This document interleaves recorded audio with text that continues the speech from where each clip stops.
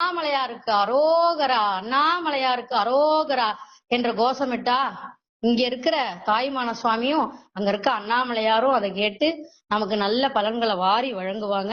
இந்த கார்த்திகை மாசத்தோட முக்கிய சிறப்பே பாத்தீங்கன்னா, கார்த்திகை தீபம் சிவன், பிரம்மன் மற்றும் திருமால் ஆகியோருக்கு இடையே நடந்த ஒரு நிகழ்வை நினைவு கூறும் வகையிலேயே கொண்டாடப்படுது.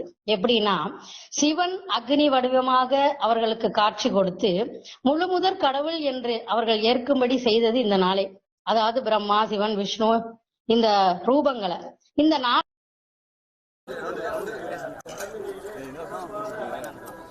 கொண்டாடுவது சிவனை வழிபடுவதற்கும் தீய சக்திகளை விரட்டுவதற்கும் நன்மைகளை பெறுவதற்குமே செய்யப்படுகிறது.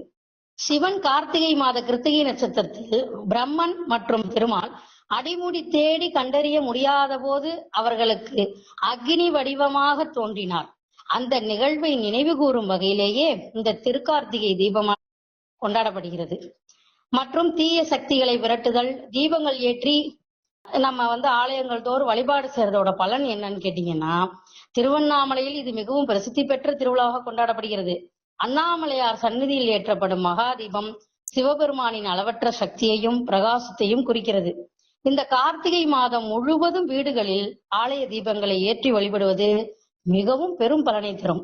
மாலை 6 மணி அளவுல நம்ம அண்ணாமலையாரையும் தாயுமான சுவாமி நினைச்சுட்டு சாயங்காலம் எல்லார் வீட்லயும் வாசற்படி, நிலைப்படி, பூஜை ரூம் போன்ற எல்லா இடத்துலயும் இந்த தீபத்தை ஏற்றி இல்லக விளக்கது இருள் கெடுப்பது சொல்லக விளக்கது சோதி உள்ளது பல்லக விளக்கது பலரும் காண்பது நல்லக விளக்கது நமச்சிவாயவே என்று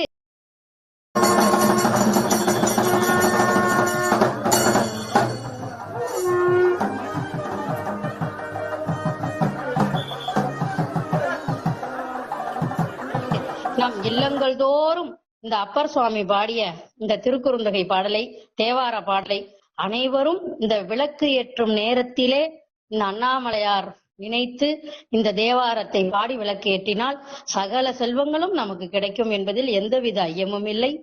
மலை மீது தீபம் ஏற்றப்படும் போது தீபமங்கள ஜோதி நமோ நம என்ற பாடலை பாடி வழிபட்டால், திருப்புகழை பாடினால் பெரும் செல்வமும் மங்களமும் உண்டாகும்.